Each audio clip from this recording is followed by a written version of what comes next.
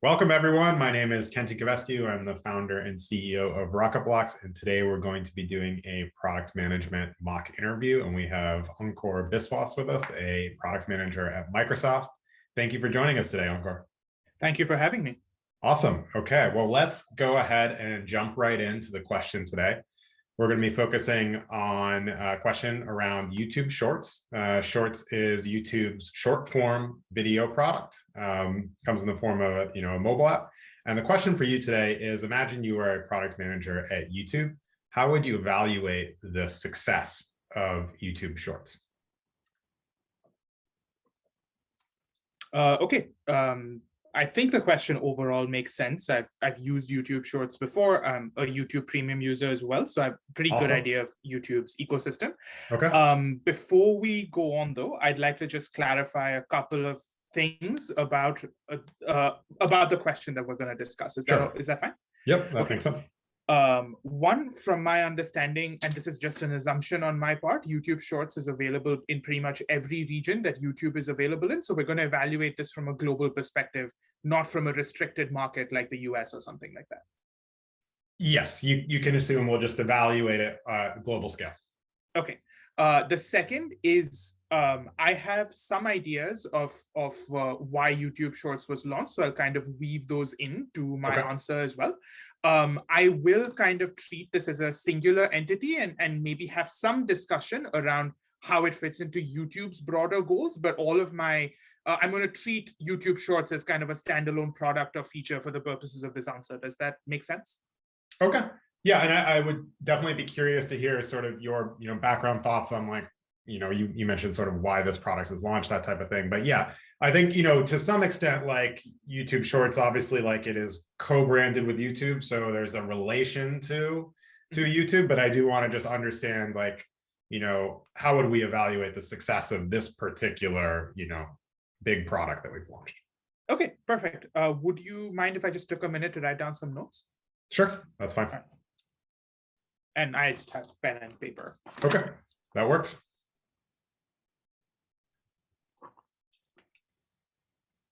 Okay, so I have some idea of where I want the question to go. So let me know if what you think of this. I'd like to start the discussion by very briefly touching on some areas of context about the industry and about the users that may be using YouTube Shorts. Okay. Following that, I want to talk briefly about the kind of stakeholders that are associated with YouTube Shorts and how it fits into YouTube's and Google's, I guess, broader ecosystem. Okay. I'll give you kind of a few buckets of metrics where I think all the things we could evaluate, what buckets they might fall into. I'll prioritize a few as being kind of maybe a North Star or something that we should be tracking more closely than others. Okay. And then finally kind of end up with a conclusion on if there are any risks with that approach or any counter metrics we could have in case the North Star metrics are kind of leaning in a particular direction. Okay. Is there anything else you'd like to hear? Anything else you'd like me to cover? It sounds like a pretty thorough approach. So I'm just excited to hear how you're thinking about it in each of those areas. Okay, perfect. So let's start off then by just very quickly understanding what YouTube Shorts is. Okay. YouTube Shorts is part of the YouTube's broader ecosystem of products. However, it's fundamentally focused on really, really short form content, and the experience of discovery is slightly different than the regular YouTube app. You don't generally search for content on Shorts, although you can, but it's usually surfaced to the user and then they scroll through one video after another. Yeah. Does that sound about right? Yep. It sounds pretty consistent with my understanding of Shorts. All right, perfect. The two other things that three things I wanted to touch on as things that we should keep in mind, because this is going to influence our strategy and goals very clearly. Okay. Number one, that YouTube Shorts is much newer to the YouTube ecosystem of apps than like the classic YouTube experience or even YouTube Music and movies and things like that. Yep. It was launched fairly recently. The second is, from my understanding, YouTube Shorts was released primarily as kind of in response to the growing popularity worldwide of applications like TikTok and Instagram Reels. Primarily, I think short form content was pioneered and kind of took over the content domain because of TikTok, and its YouTube and Google's kind of response to that. So that's something that I wanted to put down as context. And the last one is because of kind of the overwhelming popularity of this kind of content, it's had kind of a trickle down effect on users as well. It's up for debate, like this is kind of a chicken and egg question, which came first, but we are dealing with consumers with much, much shorter attention spans as before. So keeping them engaged is something that is really, really important. Okay. From kind of a strategic perspective of where I'd like to position YouTube Shorts, I think those are things that's going to inform what metrics I select moving forward. Did you have any questions about any of that? Yeah, I think those are some good points to consider. I think the idea around, hey, there seems to be a shift in general user behavior towards shorter form video, engaging in these short bursts, and I think that's I will be curious to see how that influences how you think about what are the right metrics to track success of a product like this. And then, of course, I think you touched a little bit on the interesting competitive dynamic that YouTube finds itself in with a very strong front runner in the space that sort of is, for better or worse, synonymous with like short form video. Like TikTok has sort of owned that category to date, at least. Yeah, that makes sense, and I'll try and weave in how these metrics will relate to these pieces of context or strategy as I go through the answer. Okay. Before I take a minute to brainstorm some metrics or buckets of metrics, there's just one last thing I'd like to cover, which is what the user journey looks like and who the stakeholders are, because that'll inform at what points in the journey I can actually pick up and address those metrics and where I might look at them. Sure. Broadly, okay. I'm thinking of 4 stakeholders. The first one being content creators who will use a different part of the YouTube platform to actually make these videos, add hashtags to them and publish them on YouTube. Yeah. Second, and the most obvious one, is the viewer persona, which is I can open up my mobile app, or even I think Shorts is available on desktop too, and go to the Shorts page and then scroll through a bunch of videos, and I can comment on them, share them, all of that good stuff. Yeah. The third stakeholder I've kept in mind is Google itself as a platform, or YouTube itself as a platform. We have to make sure that performance of the YouTube app or everything else that's available on YouTube isn't taken away by more traffic going to Shorts, or there's no like cannibalization effect, for example, something to keep in mind. Okay, interesting. And the last stakeholder is advertisers, because that's where YouTube will make its revenue from, and better the advertising, the better it is for the customers as well as YouTube as kind of a product. Got it. Okay. So I'm going to keep all of those stakeholders in mind, and that's kind of the journey overall as I kind of think about these metrics. Okay. I think that I've covered that. I've written down my 4 stakeholders. Would you mind if I just took a minute to think about some metrics or like where I'd categorize them? Sure, go for it. Okay. I've taken a couple of minutes to draw out what is a very rough diagram on how I would kind of classify these metrics. So I'm just going to read it off left to right, since it's kind of difficult to show. Broadly, I've thought of metrics for YouTube Shorts in 5 buckets, trying to address all the stakeholders we talked about before. And I'll just go through them sequentially, and I'll prioritize them after I've just done with an initial discussion to see if you have any questions. The first is about user acquisition and retention. So specifically thinking about how YouTube Shorts as a platform itself is growing, and how best we're able to retain users and stop YouTube as an overall platform from losing users to things like TikTok or to Instagram Reels. I think TikTok is kind of the biggest player here, but there's also kind of equivalent other systems as well. So things like the retention rate or churn rate equivalently, the burn rate of YouTube Shorts, where someone opens it up and really doesn't do anything after that, the number of new creators that are signed up for YouTube Shorts, as well as the number of active users for YouTube Shorts daily, specifically for YouTube Shorts. Okay. The second I'd like to think about is engagement and usage. So overall, we want to drive viewers being on the YouTube Shorts platform for as long as possible and viewing as many videos as possible. So I would say the number of minutes spent in an average session, so the session time watching videos. The second is the number of consecutive videos watched, which can inform how best we can place ads, at what points we can place ads, and how long the spending time engaged there.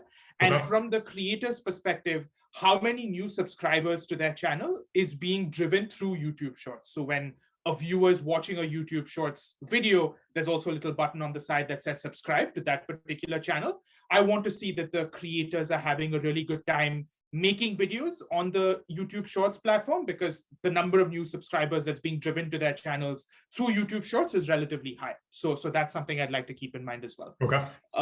The fourth one, YouTube Shorts is not a charity, it's a for-profit business. So looking at profitability is important. So the average revenue per user of YouTube Shorts specifically, and the click-through rate of ads on YouTube Shorts as compared to the click-through rate of ads that are on other parts of YouTube's ecosystem would be interesting to look at.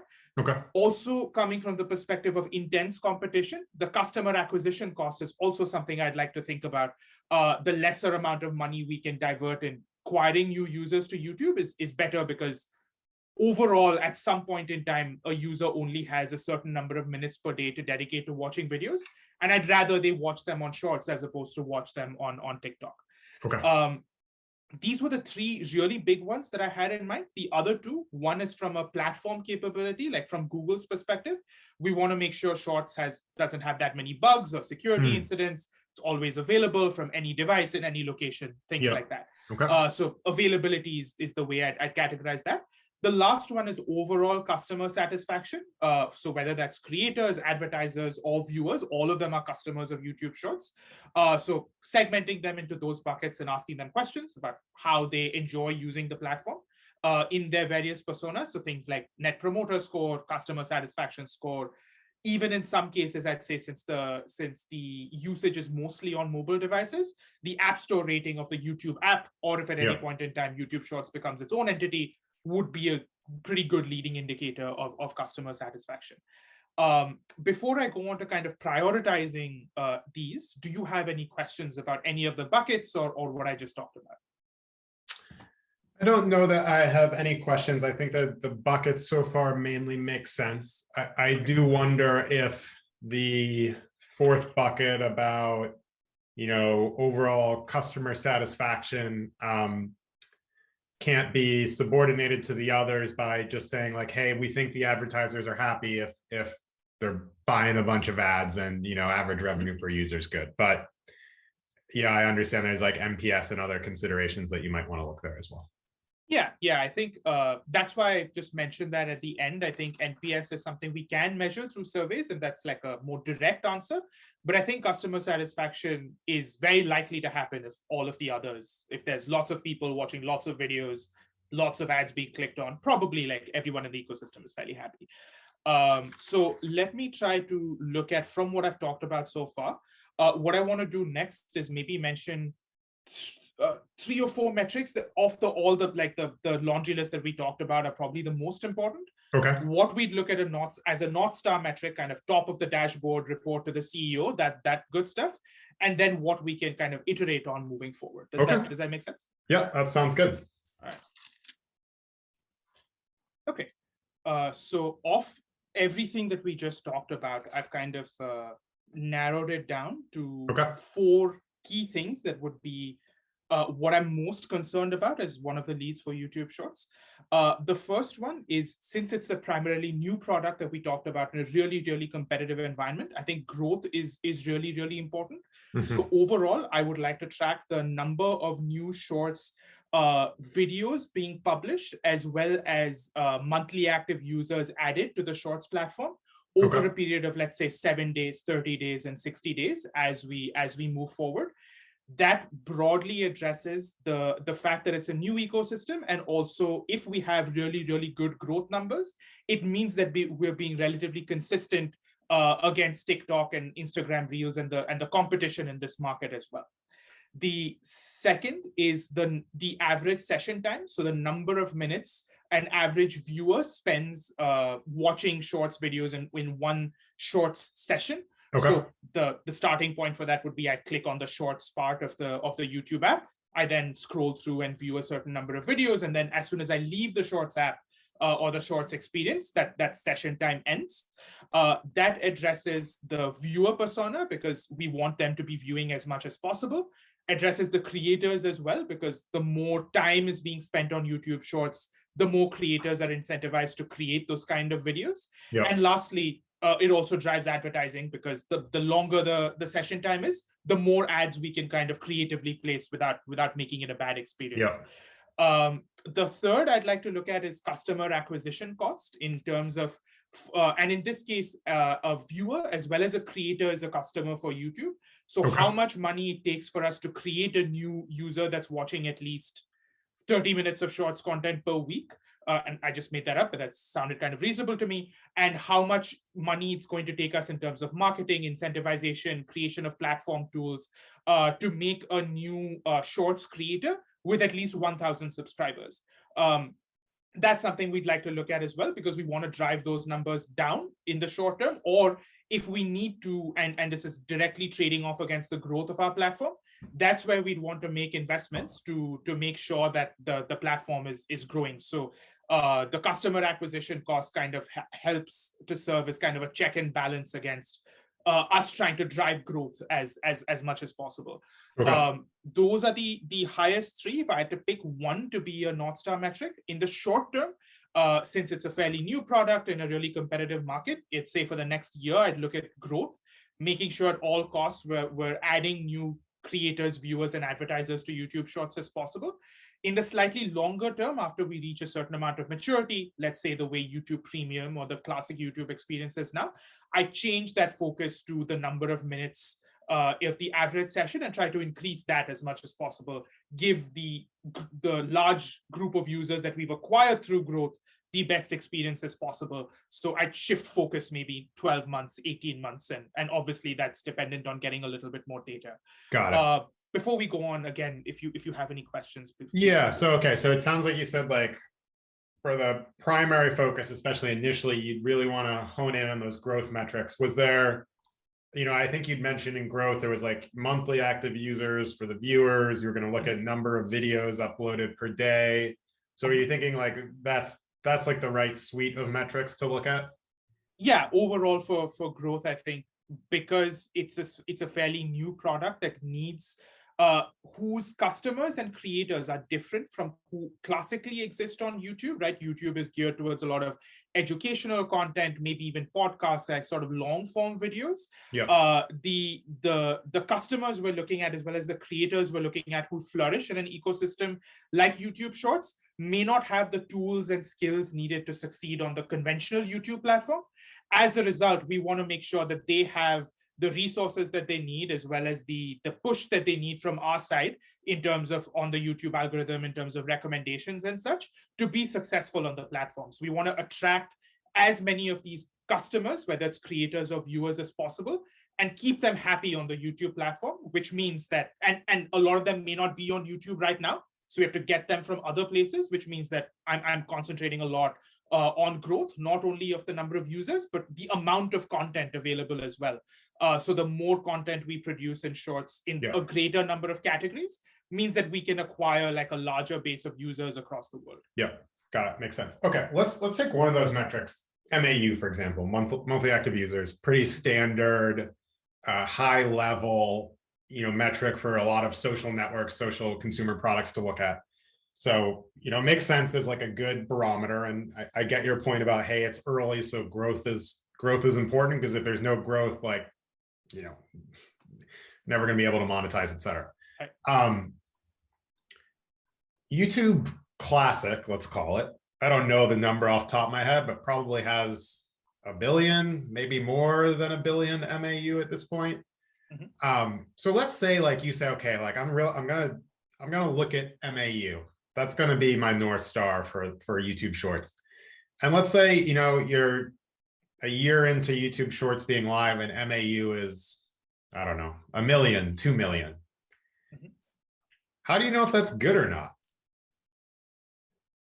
That's an interesting point. Just to relay that back to you, it's that the essentially the monthly active users for YouTube Shorts is drastically smaller than the monthly active users for YouTube Classic. That's kind of the case we're looking at.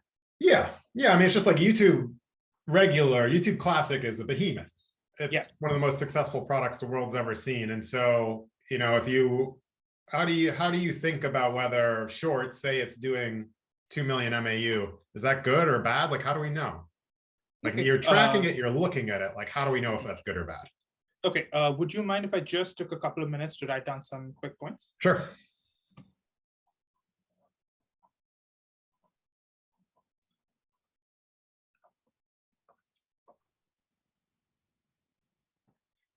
So I think what the initial problem statement of the YouTube Shorts product having a significantly lower monthly active user base than the YouTube Classic product, I think I expect that to be the case. And the way for us to know whether those numbers are actually good or not is just by adding a little bit more context. So here's 3 things that I'd want to look at. The first one is to say that because YouTube Classic as a product, it's more mature and has a lot more categories of usage, it's likely that number is going to be larger anyway, because people go to YouTube Classic for many, many more reasons than just entertainment, which is broadly like what the YouTube Shorts platform is for. So it's expected that we have a smaller number, and I'd say over the course of the 1 year that we have, we can reasonably work with our data science team to come up with what a benchmark is. I think maybe 10%, 20% of YouTube is probably going to be a good number. Although the number we've discussed right now is significantly even smaller than that. So let's keep that mitigation as kind of one thing we can lean on. In terms of the other 2 things that I'd like to lean on is looking at overall the product of short form video content as a separate kind of category or a separate market in and of itself, and look how we're doing in terms of capturing a certain amount of that market, right? So it's a completely, again, separate customer base. Even though it exists within the YouTube app, it's a different customer base with different needs. So it may be the case that a year from now, that's no longer in vogue, and people have moved on to something else, sharing GIFs, for example, right? That's a completely different market. So if the people with smaller attention spans who are looking for short form content have moved off elsewhere, we then have to make sure that our monthly active users on YouTube Shorts are capturing about the same percentage of the market that we had initially targeted for. So let's say across Instagram Reels, TikTok, and YouTube Shorts, we can cover 100% of the market. We should still make sure in that market size, in that market segment of short form video content, we're still capturing 30%, 35%, 40%, whatever a reasonable benchmark would be, because TikTok is probably still going to be bigger or going to be a major chunk of that. So we're hitting the right amount of the market. Okay, so just to make sure I understand your point there, you're saying like one of the ways to check if that number is good or bad would be to say, okay, it's really small compared to YouTube Classic, but it is, 10% of the sort of short form video viewership market. And so for a new product, that seems okay. And, like hopefully we get more in the future, but it's newer. That's exactly right. It changes from a kind of apples to orange comparison to like an apples to apples comparison, because you're then measuring the success of that market. And there could be market trends in that market out of our control that's affecting these numbers that are unrelated to YouTube Classic. The last thing that I would look at is how trends are going in general. So whether the monthly active users is on an upward trend and has suddenly fallen down or has been gradually falling, or also looking at certain counter metrics if we've gone through that growth stage of about 12 to 18 months that I initially talked about. And now we're at a stage where monthly active users aren't growing as much. And we expected that to be the case. We'd want to look at whether the people we have got onto the platform are having a really good experience. So kind of switching focus to contextualize those monthly active users through their customer satisfaction or the number of videos that are being created or being watched, etc. So if all of those other metrics continue to be high, like the average ad revenue per short video is still continuing to be high, this means that we're still keeping whoever's in the ecosystem happy, in which case the importance that we place on monthly active users goes down slightly. So my strategy would be to like that 3-pronged approach, kind of mitigate the problem, recontextualize it in a way that's a little more meaningful, and then kind of counterbalance that with other success metrics is how I'd approach the issue. Okay. I think you also alluded to something else that's interesting there that I think worth thinking about too, which is, hey, like if MAU is, I think 2 million is what I picked, but right, like it's still growing at a good clip. Like if it's growing 10% month over month, then like, hey, like that trajectory seems good, even though it's smaller today, right? Like it's smaller, like we expect it to be smaller because it's newer, right? The YouTube Classic, I think it literally came out in 2005. So, it's been out for a while. So it's a lot of time to grow. Yeah. Got it. Okay. So I think as long as we're trending in the right direction and we're focusing on the right things, the success will follow, or the relative success will follow. Right. And I guess your other point there was like, hey, like even if MAU is smaller, if the engagement metrics are strong, that's like a sign that like what we've got is working. Maybe we just need to pour more gas on the distribution fire, or just wait for that growth to continue to compound. Okay. Or we can change our strategy to being a very niche form of short form content. So short form content as an industry right now is also really small, but it's possible that people who want financial advice or gardening advice or advice as a category through short form videos come to YouTube, but when they're looking for entertainment or celebrity gossip, they go somewhere else, right? So creating a niche for ourselves where through that short form content as well can be kind of further distilled and broken down, and capturing that niche might be a strategy that we may adopt as the industry of short form content kind of matures as well, which would mean that we're expecting much lower MAU than the overall kind of broad spectrum approach that YouTube Classic has, but that doesn't mean we're not successful. Okay, great. Let me ask you sort of one more question, play devil's advocate a little bit, but like imagine one of the VPs at YouTube that focuses on ads says, like, hey, like YouTube Shorts been around for a year, like unless it's contributing like 20% of ad revenue to YouTube overall, like it feels like a failure. How would you respond to something like that? Could I just take a minute to jot down some ideas? Sure. Okay, I do have some thoughts on how I would respond to the ads team in general if they came up with sort of criticism. Before that, I did have a quick question about what the timeline of this is. So is this after the growth phase that we're talking about, or in the first year? Let's say just like at the first year milestone. So once the product's 1 year old.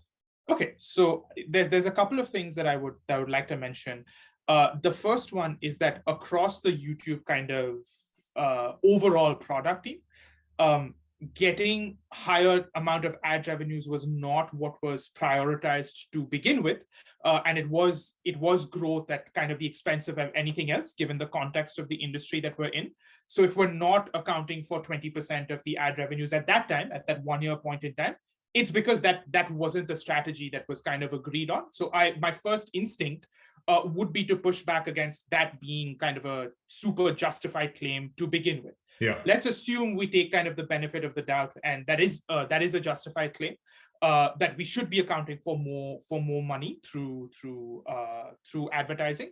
There's a couple of things that I'd like to look at. The first one is obviously, because the overall watch time or the average session time, because shorts are much smaller than regular YouTube videos, it's likely that the number of ads that can be displayed, and therefore the amount of money that can be made per impression, is much smaller. Just YouTube Shorts has a much smaller scope for that. As a result, I think we should change the success metric for what a successful advertising campaign on Shorts look like, more to something like conversion rate. So of the number of impressions that are made, how many of those actually resolves in a click or resolves in a purchase being made on that partner's platform. I think looking at numbers like that will help us realize kind of the revenue, or like the ad revenue per short video or ad revenue per session, as opposed to on aggregate the total amount of contribution that YouTube Shorts is making because of its lack of maturity and it's like the smaller scope it has to push advertising on consumers. The last I would just say is generally monetization, even through Google's history, has been considered a fairly not been, it's a trailing indicator of what success looks like. So if those metrics of conversion rate and keeping people, advertisers specifically, happy is happening, I would like to keep faith in the product as how search was more successful over time.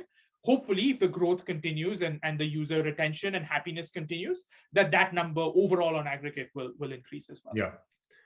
Yeah, I think that last point is a very good point about, revenue often in these products is a trailing indicator of success. First, you put a product out there. Second, you get growth. You let that growth compound. And then especially in an ad business, like once that growth is compounded, then, the big dollars start rolling in. So I think saying like, look, revenue is going to be a trailing indicator. Let's look at some sort of normalized metrics of ad efficacy. So are the conversion rates on the ads we're showing good, even if the total dollar amount, there's not, billions of dollars running through shorts yet. Yeah. So if the efficacy is good and the product's growing, then it seems like we're on the right track, even if we're not where, this particular VP wants us to be at the moment. Awesome. Okay. Well, I think that sounds like a good plan and a good way to think about this. So thank you for sharing your thoughts, Ankur. Thank you very much.